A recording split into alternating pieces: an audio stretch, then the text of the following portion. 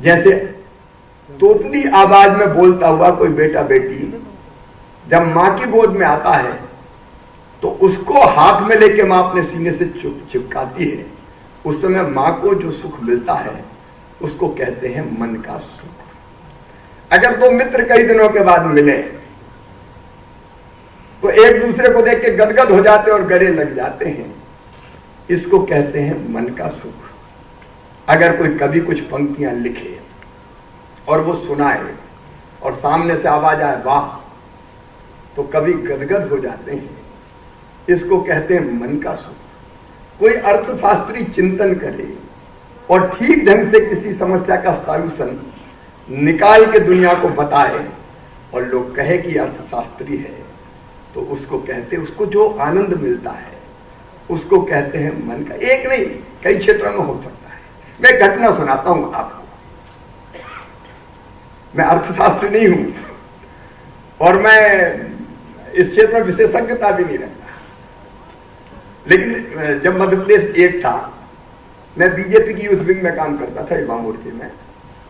हमारा एक कार्यक्रम था, उस कार्यक्रम में मैं बोलने के बाद हम लोग ट्रेन से आते जाते थे, तो ट्रेन में समय था, तो हम एक कमरे में आराम कर रहे थे। हमारे कुछ नौजवान एक बुजुर्ग सज्जन को लेके आए और कहा आपके भाषण से बड़े प्रभावित है, आपसे चर्चा करना चाहते हैं। तो मैंने उठ के उनका स्वागत किया, बैठे। फिर मैंने कहा बताइए चर्चा क्या करना चाहते हैं। तो उनने कहा ये 85-86 की बात है। उन्होंने कहा कि बेटा देश की हालत बड़ी खराब है। मैंने कहा बात तो सही कर रहे हैं। बोलिए खराब हालत देख के मैं बहुत दुखी हूं। तो मैंने कहा व्यथित तो मैं भी बहुत हूं। तो फिर उन्होंने अगले शब्द कहा कि उस व्यथा से व्यथित होकर बेटा मैंने कुछ पंक्तियां लिखी है, वो पंक्तियां तुम्हें सुनाना चाहता हूं। तो मैंने कहा कि मर गए ये तो कवि हैं। क्या उस समय कविता सुनने का मूड बिल्कुल नहीं था मेरा। तो मैंने कहा कि मैं कम समझता हूं कविता। हमारे अध्यक्ष थे, मैं महामंत्री था, विजेंद्र सिंह ने कहा इनको सुनाइए, ज्यादा ढंग से समझेंगे। तो विजेंद्र जी ने लेटे लेटे कहा कि नहीं नहीं, ये शिवराज ज्यादा सोचता है, आप किसी को सुनाइए। तो मैं बैठ गया, मेरे को सुनाइए।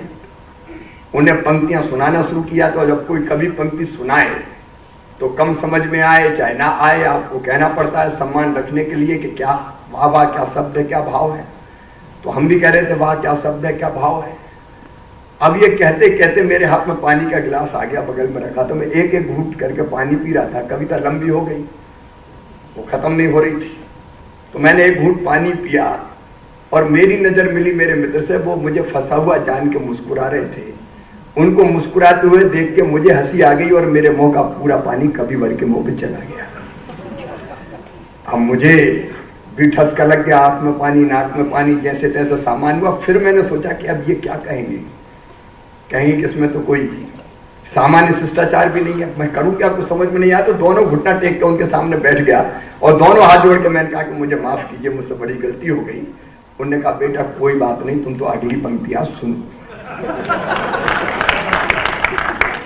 अब ये अगली पंक्ति सुनाने का सुख है मन का सुख, और ये मनुष्य को चाहिए। कोरा अर्थशास्त्र मनुष्य को सुखी नहीं कर सकता। तो हम जब मनुष्य का विचार करें तो मन का सुख भी चाहिए साहब।